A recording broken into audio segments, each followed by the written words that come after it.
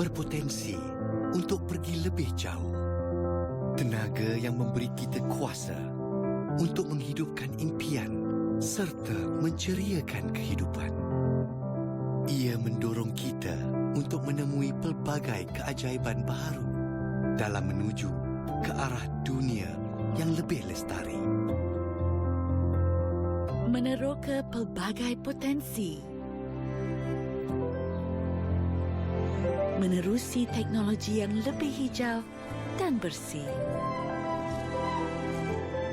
Dalam perjalanan kami menuju dunia yang lebih lestari menjelang 2050, aspirasi kami ialah bebas penggunaan arang batu dan menyokong tenaga hijau yang menerangi kediaman.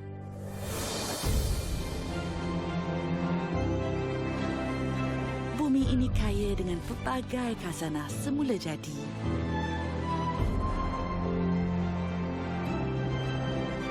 Kita perlu memeliharanya agar ia terus berkembang sepenuhnya.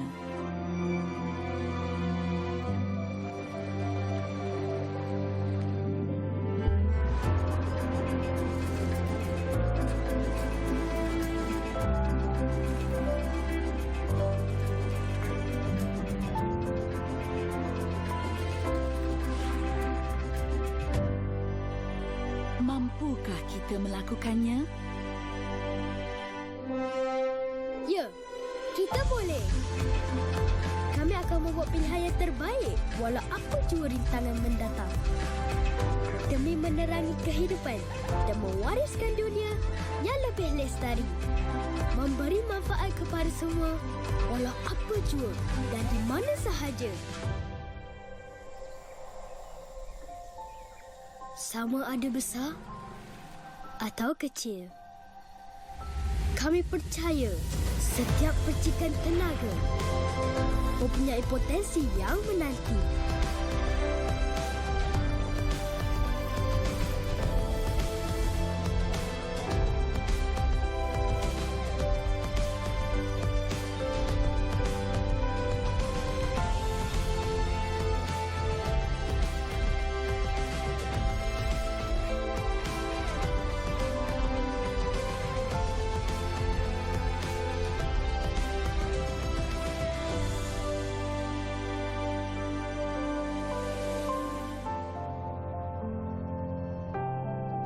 Bersama dengan usaha tenaga positif, kami akan terus menjana setiap potensi. Tenaga hari ini demi merealisasikan Hari esok yang lebih sejahtera buat kita semua.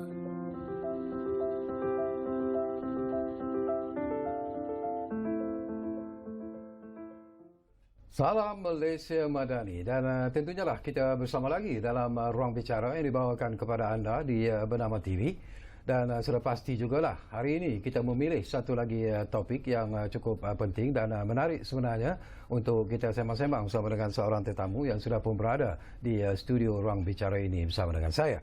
Baiklah, topik yang menjadi pilihan kita di program ruang bicara hari ini ialah tenaga boleh baharu, tunjang peralihan tenaga. Ini sesuatu yang mungkin ramai tidak mengetahuinya, termasuklah saya sendiri, dan inilah apa yang ingin kita dapatkan pencerahan daripada tetamu yang sudah pun berada bersama kita di studio. Jadi kita ingin mengucapkan selamat datang buat pertama kalinya kepada tetamu kita, iaitu yang berbahagia Encik Muhammad Zarihi Muhammad Hashim yang merupakan Ketua Pegawai Tenaga Baru TNB. Jadi nak panggil apa? Zarihi ya? Zarihi boleh. Okey. Jadi apa khabar Zarihi? Alhamdulillah, terima kasih Datuk. Ini pertama kali Zarihi ya? Ya, pertama kali. Muncul di mana-mana TV. Muncul di mana-mana TV dan saluran. Jadi kita relax dan sembang-sembang berkaitan dengan topik yang menjadi pilihan kita. Ya. Ini sesuatu yang penting dan menarik bagi saya sebenarnya, dan saya juga ingin mendapat pencerahan dari Encik Zarihi sendirilah. Terutamanya bila kita bercakap tentang kelestarian itu sendiri ataupun sustainability itu sendiri, dan ianya dikatakan menjadi satu matlamat baru sebenarnya kepada semua industri. Tapi dari sudut pandang TNB sendirilah selaku organisasi yang terlibat ataupun bertanggungjawab secara terus terhadap pembangunan industri tenaga.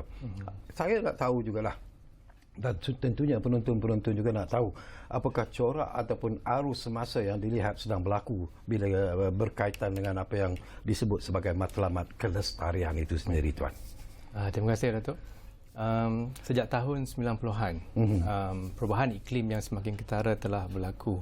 Apa yang disangkakan akan berlaku dalam tempoh 10,000 tahun, sedang berlaku dalam tempoh 100 tahun sahaja. Jadi ini menunjukkan peningkatan perubahan iklim yang sangat ketara, yang perlu diatasi bukan sahaja oleh Malaysia, tapi juga seluruh dunia. Kebimbangan dunia ini juga telah menjadi keutamaan kerajaan Malaysia bukan sahaja pada hari ini, tetapi semenjak tahun 1992 ketika Malaysia mengambil bahagian di dalam Earth Summit di Brazil, di mana kita adalah antara 150 negara yang telah menandatangani dan berikrar untuk menangani masalah gas rumah hijau ataupun greenhouse gases. Dan kerajaan Malaysia terus meningkatkan komitmen kita dengan menamakan satu kementerian khusus untuk dipertanggungjawabkan untuk menangani perubahan iklim, iaitu Kementerian Alam Sekitar, Kementerian Sumber Asli dan Alam Sekitar, NRACC.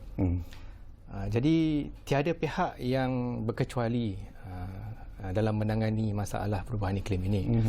Semestinya pemain-pemain di sektor tenaga sedang giat untuk menguruskan dan mengubah plan strategik dan operasi mereka untuk menerapkan dan meneraskan agenda kelestarian sebagai objektif mereka di masa hadapan. Jadi pada asasnya peralihan tenaga adalah peralihan daripada penggunaan sumber-sumber tradisional seperti bahan api fosil untuk menjana tenaga dan memindahnya kepada sumber-sumber yang lebih mampan dan lestari untuk alam sekitar, seperti tenaga boleh baharu. Dan di Tenaga Nasional pada Ogos 2021 kami telah mengumumkan aspirasi Tenaga Nasional untuk mencapai net zero emission target atau pelepasan sifar bersih menjelang tahun 2050. Jadi ini menunjukkan komitmen kami dan satu langkah ke arah dekarbonisasi dan juga ke arah tenaga boleh baharu. Menarik. Bila kita cakap tentang tenaga boleh baru sendiri, dan saya tahu bahawa the New Energy Division ataupun NDD ataupun bahagian tenaga boleh baru ini adalah portfolio yang dikendalikan oleh Encik Zarihi sendiri. Mungkin ialah saya percaya bahawa ada sebenarnya apa yang disebut sebagai gagasan yang telah pun diatur oleh NED sendiri dalam menyokong agenda peralihan tenaga ini. Boleh kita kongsikan bersama, Tuan?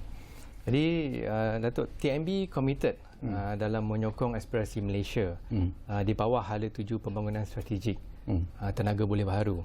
So, di bawah Hala 7 ini kerajaan Malaysia telah menyasarkan kapasiti sebanyak 70% daripada jumlah penjanaan tenaga di Malaysia yang bersumberkan tenaga boleh baharu. Bila kita sebut tentang tenaga boleh baru tu, apa sebenarnya yang akan digunakan ataupun ialah untuk pencerahan penonton-penonton kita ketika ini? Di dalam konteks Malaysia, tenaga boleh baharu adalah daripada tenaga solar dan juga tenaga hidro. Dan di negara-negara lain terdapat tenaga angin juga. Tenaga angin di darat ataupun di pesisir pantai. Jadi itu adalah definisi pada tenaga boleh baharu yang dimaktubkan buat masa ini. Jadi di peringkat antarabangsa pula, TNB mempunyai objektif untuk memperluaskan aset penjanaan kita. Di dalam tenaga baharu ini di pasaran sedia ada, iaitu di United Kingdom dan pasaran-pasaran yang baru di Asia Tenggara dan Eropah. Pertumbuhan ini akan dilaksanakan melalui peningkatan kepakaran seperti yang saya mention tadi, di dalam tenaga solar, di dalam tenaga angin, dan juga teknologi-teknologi ini akan disokong oleh teknologi penyimpanan tenaga berskala besar ataupun battery energy storage. Dan untuk kami, selain daripada pertumbuhan melalui kepakaran, kolaborasi adalah salah satu yang amat penting.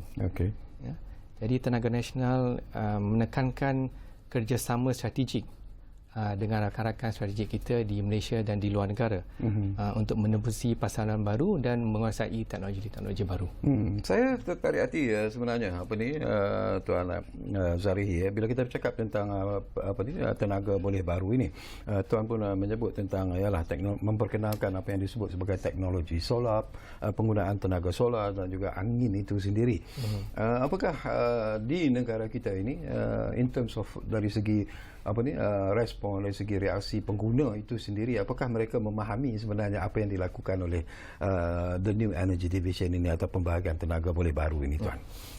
Alhamdulillah, saya rasa increasingly ada awareness di kalangan kesedaran di kalangan our stakeholders. Tenaga berkecimpung di dalam bidang solar ini semenjak tahun 2017 dan 2018. Jadi sudah beberapa tahun kita bertapak di sektor tenaga boleh baru. Dan setakat ini Tenaga Nasional mempunyai lebih daripada 200 megawatt tenaga boleh baru di Malaysia dan beberapa ratus lagi di luar negara. Jadi bagi kami ini adalah satu progress yang baik. Dan of course semestinya dalam keadaan kita sekarang ini di mana kerajaan Malaysia sangat-sangat menyokong peralihan tenaga, kami berharap banyak lagi kesedaran dan peluang yang boleh dinikmati oleh bukan sahaja stakeholders tetapi pelanggan-pelanggan kami juga. Ini satu lagi soalan yang mungkin bersifat teknikal, tapi saya tahu Tuan Zarihi boleh menjawabnya. Tuan menyebut masih lagi saya nak tanya juga tentang teknologi tenaga solar. Mungkin itu bukanlah sesuatu yang asing sebenarnya. Kita telah pun mula sebenarnya menggunakan tenaga solar ini dan ianya mendapat sambutan yang begitu menggalakkan jugalah. Walaupun dikatakan bahawa kos untuk memasang solar itu bukanlah murah dan sebagainya. Tetapi bila menyebut tentang tenaga angin itu sendiri, apa yang dimaksudkan dengan tenaga angin itu sendiri, Tuan? Dari segi teknikalnya lah. Jadi kalau solar tu kita merujuk kepada irradiance daripada matahari kepada panel solar itu sendiri untuk menjana elektrik. Tenaga angin ini melibatkan tiupan angin ke atas putaran orang kata offshore wind turbine tu. Maknanya dia ada dia punya blade yang panjang seperti kipas. Jadi kita bayangkan kipas tu berputar dan mengeluarkan angin. Tapi ini kalau kita terbalikkan angin itu memutarkan kipas. Jadi apabila angin itu memutarkan kipas, dia akan memutarkan turbine elektrik yang ada di dalam turbine itulah. Jadi bila dia memutarkan turbine itu, elektrik juga akan dijana. Tapi memang program ini ataupun teknologi ini dah pun ada di negara kita, telah pun digunakan. Di negara kita belum lagi, masih lagi di peringkat feasibility study dan juga research untuk mencari kawasan-kawasan yang mempunyai potensi angin. Tetapi di negara lain sudah ada banyak teknologi angin di negara lain. Okey, mungkin secara ringkas jugalah Encik Zarihi. Saya percaya bahawa ianya walaupun ingin dilaksanakan dengan begitu menarik sekali, tetapi pastinya lah ianya akan menghadapi halangan, akan menghadapi cabaran dan bagaimana TNB sendiri berusaha untuk mengatasi isu ini dan peluang-peluang yang ada sebenarnya. Itu pun ingin kita dapatkan pencerahan daripada Encik Zarihi. Baik. Jadi pelbagai usaha sedang digiatkan di peringkat domestik dan di peringkat global bagi tujuan menambahbaikan operasi kami. Dan TNB menekankan kelebihan kolaborasi untuk menjayakan peralihan tenaga. Di peringkat domestik, beberapa inisiatif sedang kami jalankan. Yang pertama, mengembangkan tenaga boleh baru melalui skim perjanjian pembelian kuasa korporat ataupun Corporate Power Purchase Agreement. Yang menyediakan laluan baru ke pasaran yang sebelum ini tidak ada di negara kita. Dan yang kedua, baru-baru ini kerajaan telah melancarkan Pelan Hala Tuju Peralihan Tenaga ataupun National Energy Transition Roadmap, NETR. TNB telah diberi mandat untuk menerajui beberapa projek rintis perdana yang bernilai tinggi, seperti centralized solar park ataupun taman solar berpusat, dan juga sistem solar terapung hybrid di hidroelektrik. Ya. Jadi kami telah pun memulakan kerja-kerja di peringkat awal untuk menjayakan projek-projek reti perdana ini. Ya. Di luar negara pula, seperti yang saya maklumkan tadi, kami menekankan kolaborasi. Ya. Jadi ini adalah penting untuk memupuk inovasi dan juga untuk menambah baik daya saing TNB. Jadi bagi melaksanakan penerokaan pasaran di Eropah, kami mempunyai anak syarikat milikan penuh, Vantage RE Limited di United Kingdom. Dan kami dapati dasar-dasar di Eropah, dasar-dasar polisi kerajaan mereka yang sangat positif, memberi peluang kepada TNB untuk menerokai aset-aset penjanaan tenaga boleh baharu di United Kingdom dan Eropah. Selain daripada Eropah, kami juga giat meneroka pasaran di Asia Tenggara. Seperti yang sedia maklum, kami telah mempunyai beberapa rakan strategik di beberapa negara di Asia Tenggara seperti Vietnam, Laos dan Thailand, untuk mengembangkan lagi kerjasama di tahap ASEAN di dalam topik rentas sempadan, supaya Malaysia boleh menjadi di ASEAN Green Energy Hub. Okey, ini sesuatu yang menarik sebenarnya, tapi selalunya lah bila kita bercakap tentang pembangunan ke arah kelestarian melalui agenda peralihan tenaga ini, yang akan menjadi perhatian juga adalah tentang peruntukan perbelanjaan modal serta pelaburan yang tinggi. Jadi bagaimana pihak TNB melihat isu ini? Jadi dari segi pelaburan, ia memerlukan pelaburan yang sangat besar. TNB pada tahun 2022 hingga 2024 berlandaskan kerangka kawal selia berasaskan insentif atau IBR, memperuntukkan dalam 22 bilion ringgit untuk menyediakan infrastruktur tenaga elektrik yang fit for the future, ataupun yang boleh memenuhi permintaan di masa depan. Dan TNB mahu terus membangunkan grid yang moden untuk masa depan sebagai pemboleh utama atau key driver untuk peralihan tenaga. So dalam konteks rantau ASEAN pula, jumlah pelaburan adalah dalam sekitar 7 bilion atau 7 trilion US dollar. Ya? Dari tahun 2018 hingga 2050. Jadi ini melibatkan pelaburan yang sangat besar, dan tentu sekali di tahap TNB pula kami menganggarkan lebih kurang 450 bilion ringgit pada tempoh yang sama, daripada 2018 hingga 2050 untuk menjayakan peralihan tenaga di Malaysia. Jadi bagi kami di tenaga, kami bertuah kerana kerajaan mempunyai dasar yang jelas dan yang amat diperlukan. Jadi apabila terdapat clear regulatory policies, jadi lebih ramai pelabur-pelabur yang mempunyai keyakinan yang lebih tinggi untuk membiayai projek-projek peralihan tenaga di Malaysia. So jadi pada masa sekarang juga Malaysia dan ASEAN sedang melihat kepada interconnection dan juga rentas sempadan. Dan kalau kita lihat pengalaman daripada pasaran-pasaran di Eropah, banyak pelaburan juga yang diperlukan. Seperti di Eropah, mereka telah melabur sebanyak 34 bilion euro sebagai untuk mengukuhkan pasaran rentas sempadan mereka di sana. Keyakinan daripada pihak Tuan sendirilah mewakili New Energy Division ini sendiri. Apakah pihak Tuan yakin bahawa dengan kerjasama yang diberikan bila kita bercakap tentang program yang merentas sempadan ini, apakah pihak Tuan yakin bahawa ianya akan dapat dilaksanakan seperti apa yang dijadualkan ataupun seperti apa yang diharapkan?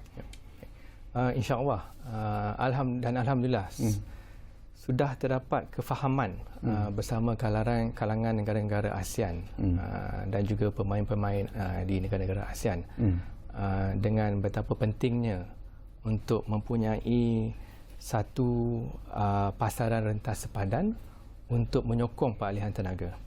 So tidak ada satu negara yang mampu mengatasi peralihan tenaga dengan sendiri. Jadi ini membuka satu jalan yang baru untuk bukan sahaja Malaysia dan juga negara-negara ASEAN yang lain untuk bekerjasama di dalam bidang ini yang selama ini tertangguh buat seketika waktu. Jadi kita boleh mengharapkan satu dimensi yang lebih hebat sebenarnya bila kita bercakap tentang pelaksanaan perubahan ini sebenarnya. Tapi mungkin juga perlu di sini sebenarnya memberikan gambaran yang diberikan kepada umum hari ini tentang matlamat yang akan dikecapi dalam tenaga boleh baru ataupun TBB ini di masa hadapan dan perubahan yang diperlukan untuk menuju kemajuan tersebut, Tuan. TNB berhasrat merekodkan lebih kurang 14 gigawatt tenaga boleh baru pada tahun 2050. Okay. So daripada 14 gigawatt ini kita dapat mengurangkan kira-kira 6.9 juta tan karbon dioksida per megawatt hour yang boleh dielakkan. So ini adalah impak yang signifikan kepada Malaysia maupun global. Itu satu matlamat yang kami ingin capai. Dan hal ini turut bertepatan dengan aspirasi tenaga untuk menjadi pembekal terunggul solusi tenaga di Malaysia. Dalam merealisasikan aspirasi ini juga, TNB bakal mengadakan persidangan peralihan tenaga ataupun Energy Transition Conference pada 28 dan 29 Ogos 2023. Ia bertemakan Accelerating a Responsible Energy Transition dan diadakan di Pusat Convention Kuala Lumpur. So pelbagai bentuk penyelesaian inovatif serta kerjasama merentas pelbagai sektor akan dibincangkan dan ditampilkan bersama untuk mendepani peralihan tenaga yang lebih berkesan. Dan kita juga berharap persidangan ini dapat mencetuskan idea-idea baru dalam memperkasakan peralihan tenaga di Malaysia. Dan pihak-pihak yang akan hadir dalam persidangan ini nanti itu siapa? Buat masa ini ada banyak stakeholders di dalam industri yang telah membuat pendaftaran dan berminat untuk hadir. Kami juga invite industri player dan pemain-pemain tenaga baru di Malaysia dan di rantau ASEAN juga. Peserta-peserta lain yang akan turut hadir termasuk policy maker, syarikat-syarikat utility dan juga pengguna-pengguna. Okey, kita hampir-hampir di penghujung sebenarnya. Tuan Zarihi, tinggal lebih kurang 2-3 minit saja lagi. Jadi saya beri peluang dan juga kesempatan ini kepada Tuan untuk menyampaikan apa saja harapan sebenarnya bagi pihak tenaga TNB sendiri, terutamanya selaku bos di New Energy Division ataupun NED ini. Apakah harapan Tuan terhadap program ataupun apa yang disebut sebagai tenaga boleh baru ini? Yes. Silakan Tuan.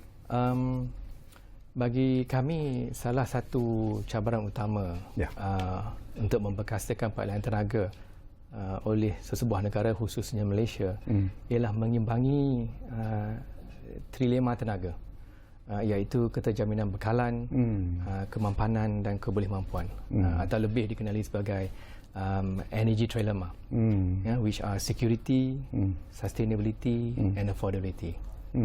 Jadi kami berharap dengan adanya perubahan-perubahan baru yang positif, dasar-dasar baru kerajaan yang positif, dan juga engagement melalui persidangan ET Conference ini dapat mempergiatkan lagi peralihan tenaga dan dapat juga mencetus solusi baru untuk mengatasi energy trilemma kita. Okey, terima kasih banyak-banyak kepada Encik Muhammad Zarihi Muhammad Hashim kerana sudi bersama kami di ruang bicara ini. Banyak lagi persoalan sebenarnya yang ingin saya kongsikan, tapi seperti biasalah masa mencemburui kita sebenarnya. Tapi saya memohon sesuatu lah.